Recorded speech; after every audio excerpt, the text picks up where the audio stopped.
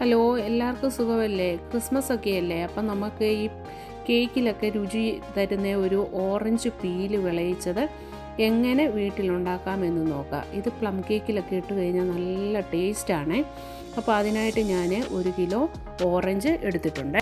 എന്നിട്ട് ആ ഓറഞ്ചിൻ്റെ തൊലിയെല്ലാം ഇതേപോലെ വീഡിയോയിൽ കാണിക്കുന്നത് പോലെ ഇളക്കിയെടുത്തിട്ട് ഈ ഓറഞ്ച് നമുക്ക് ആവശ്യമായിട്ടുണ്ട്. അത് കഴിഞ്ഞിട്ട് ഒരു ചെറിയ സ്പൂൺ എടുത്തിട്ട് ഈ ഓറഞ്ചിൻ്റെ ഈ തൊലിക്കകത്തുള്ള ഈ വെള്ള പാട്ടുകളെല്ലാം ഇതേപോലെ ഇളക്കിയെടുക്കുക. അങ്ങനെ എല്ലാം ഇളക്കിയെടുത്ത് വെച്ചിരിക്കുന്നതാണ് ഈ കാണുന്നത്.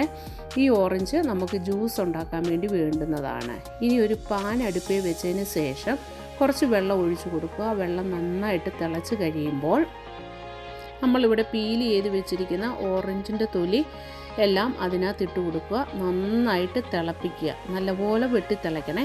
തിളച്ച് കഴിയുമ്പോൾ നമ്മളതിനെ ഊറ്റിയെടുത്ത് ആ വെള്ളത്തിൻ്റെ കളറ് കണ്ടോ, ഒരു മഞ്ഞ കളറ് കണ്ടോ. അപ്പോൾ ഈ ഓറഞ്ചിൻ്റെ ഈ കയ്പ്പ് രസമാണ് അത് എന്നിട്ട് നല്ല തണുത്ത വെള്ളത്തിൽ ഒന്നുകൂടെ കഴുകിയിട്ട് ഒരു 2-3 വട്ടം ഇതേപോലെ വെള്ളം മാറ്റി വെച്ചിട്ട് നല്ലപോലെ ഇതുപോലെ തിളപ്പിച്ചെടുത്ത് സ്ട്രെയിൻ ചെയ്തെടുത്ത് വെക്കേണ്ടതാണ്.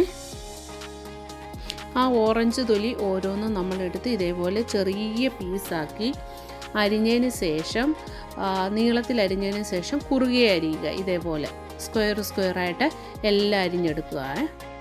അങ്ങനെ ഞാൻ എല്ലാം അരിഞ്ഞെടുത്തപ്പോൾ എനിക്ക് ഓൾമോസ്റ്റ് ഒരു 2 കപ്പോളം കിട്ടിയിട്ടുണ്ടായിരുന്നേ ഈ ഓറഞ്ചിൻ്റെ പീല് അരിഞ്ഞത്. അതിനെ നമുക്ക് ഒരു പാൻ എടുത്തിട്ട് അതിലോട്ട് ഇട്ട് കൊടുക്കാമേ. പിന്നെ നമുക്ക് വേണ്ടുന്ന നമ്മളെടുത്ത് മാറ്റി വെച്ചിരുന്ന ഓറഞ്ച് ഉണ്ടല്ലോ, അതൊന്ന് ജ്യൂസാക്കി എടുക്കാമേ. അങ്ങനെ ഞാനതെല്ലാം പൊട്ടറ്റോ സ്മാഷർ ഇട്ട് സ്മാഷ് ചെയ്ത് അതിൻ്റെ ജ്യൂസാക്കി എടുത്തിട്ടുണ്ട്. ബാക്കി അരിപ്പയിലുള്ളതെല്ലാം ഇങ്ങനെ തവി കൊണ്ട് ഞെക്കി എല്ലാം നന്നായിട്ട് അതിൻ്റെ ജ്യൂസ് എടുത്ത് വെക്കുക. ആ ജ്യൂസ് ഞാനൊന്ന് അളന്ന് നോക്കിയപ്പോൾ 1 കപ്പോളം ഉണ്ട്. അത് നമ്മൾ ഈ ഓറഞ്ച് പീല് അതിനകത്തോട്ട് ഇട്ട് കൊടുക്കുക. ഇങ്ങനെ ഇട്ട് കഴിയുമ്പോൾ ഉണ്ടല്ലോ ഒരു നല്ല ടേസ്റ്റാണ് നമ്മുടെ ഈ ഓറഞ്ച് പീലുണ്ടാക്കി വെച്ചേക്കുന്നതിന്.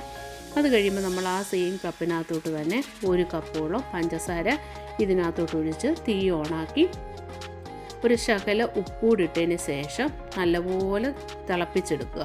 നല്ലപോലെ തിളപ്പിച്ചെടുക്കുന്നുണ്ടെങ്കിൽ ഇതേപോലെ ബബിളായിട്ട്, അതായത് ഇങ്ങനെ പതഞ്ഞ് പൊങ്ങി വരുവേ. അങ്ങനെ പതഞ്ഞ് പൊങ്ങി വന്നു കഴിയുമ്പോൾ നമ്മളൊന്ന് നോക്കുക. പിന്നെ അത് സ്പൂണെ വെച്ചിട്ടൊന്ന് നോക്കുക. അതിൻ്റെ പഞ്ചസാര ലായനി നമുക്കിങ്ങനെ കയ്യിലൊരു നൂൽ പരുവത്തി വരത്തില്ലേ, അതേപോലെ ആവുമ്പോൾ അങ്ങ് ഓഫാക്കണം. എന്നാന്ന് വെച്ചാൽ ഇത് തണുത്ത് കഴിയുമ്പോൾ വീണ്ടും ഇത് കട്ടിയാവും. അങ്ങനെ ഞാനൊന്ന് ടേസ്റ്റ് ചെയ്ത് നോക്കിയപ്പോൾ തന്നെ നല്ല രുചി. അത് തണുത്തതിന് ശേഷം ഇതേപോലെ ഒരു കുപ്പിയിലാക്കി വെച്ച് കഴിഞ്ഞാൽ നമ്മളെപ്പം പ്ലം കേക്കുകളൊക്കെ ഉണ്ടാക്കുമ്പോൾ അതിനകത്ത് ഫ്ലേവറിന് ഇത് ആഡ് ചെയ്യാവുന്നതാണ്. അപ്പോൾ എല്ലാവരും എൻ്റെ റെസിപ്പി ട്രൈ ചെയ്യണേ. Okay, bye. ഇതിൻ്റെ കൂടെ തന്നെ നിങ്ങൾ എൻ്റെ ചാനൽ സബ്സ്ക്രൈബ് ചെയ്യണം, ഷെയർ ചെയ്യണം, കമൻറ്റുകൾ ഇടണേ.